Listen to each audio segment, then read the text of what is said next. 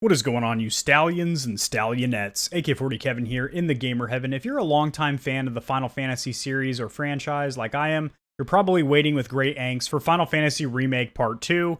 Unfortunately, it seems like that might be a while. However, we do have a little bone to chew on to keep us busy until then. Let's get it.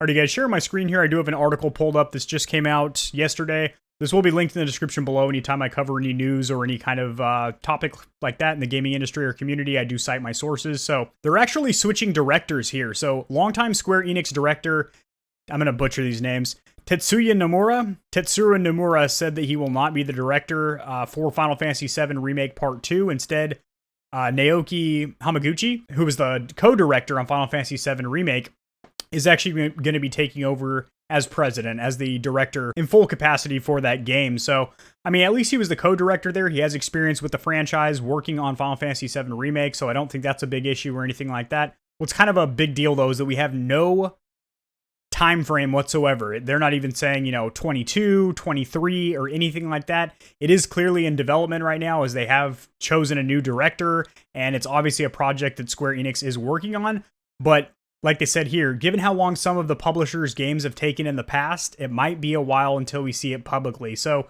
Final Fantasy VII Remake Part 1 was in development for several years before it was actually released to us, and some of their other titles have taken, damn near decades. So, that is really unfortunate. However, we do have a fully buffed version or boosted, upgraded version for the PlayStation 5. It's going to be exclusively for the PlayStation 5, so proprietary for that equipment. And that is really going to push the hardware to its limitations. So we're going to see increased frame rate. I'm going to call it right now. It's going to be 4K 60 with ray tracing. Because it's not a first-person shooter or a competitive multiplayer title, I don't think they're going to aim for slightly lower spec graphics and are focused solely on frame rate, 120 hertz or refresh rate. I think they're going to go for 4K 60 with very, very stunning visuals with probably ray tracing. And I think that's going to look phenomenally. It's also going to take advantage, I'm sure, of the new DualSense 5 controller, so the haptic feedback vibration as well as the adaptive triggers. They'd be a fool to not include the integration for that. So I was already planning on replaying FF7 Remake when I got the PS5 just because I'm sure it will be a much more fluid experience. However, I was planning on just playing the base PS4 version, which probably wouldn't be a huge difference, if any, to be honest. So the fact that we are actually getting a proprietary new game, I guess you could call it. It's called Intergrade, so it has its own name and everything. However, it's more or less just it's weird to say this, but it's a remaster of a remake. So Final Fantasy VII was a full-blown remake, not a remaster. It was from the ground up a new game, just going off the base story of Final Fantasy VII, though, but all the core game mechanics were different and everything. And this is a buffed version of that, so I consider it a remake or a remaster of a remake, which is, game development inception. It's really hard to comprehend that, but I do think it'll be a great experience if you are a PS5 owner. And that's coming out later this year. So that one, at least we do have a loose time frame. It's coming out sometime in 21.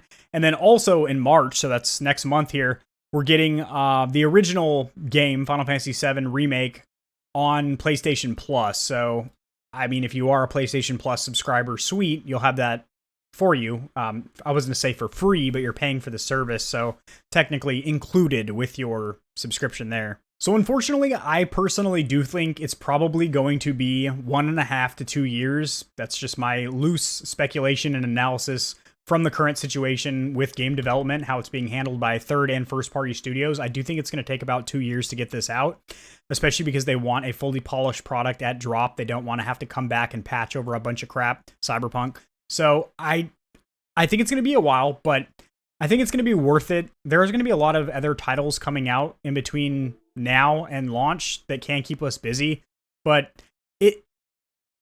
to me, I don't really like how they went about the Final Fantasy VII Remake in that they're breaking it into several bite-sized chunks. Now, I understand it's such a large, ambitious game that it's virtually impossible to put in on one Blu-ray disc. However, they could have done a multi-disc suite like they did with Final Fantasy VII and 8 on the PlayStation 1. Granted, those were CDs, not Blu-rays. They could hold substantially less data on them, but I do think that having to go through part of the story, about 1/3 of the Final Fantasy VII campaign or story, right? And then waiting 2 years to play the next part, and then another 1.5 to 2 years for the finale, that takes you out of the immersion of being able to play through this. Now, granted, you could just wait till they're all released and buy them all at once. I'm sure it'll be a box set or something.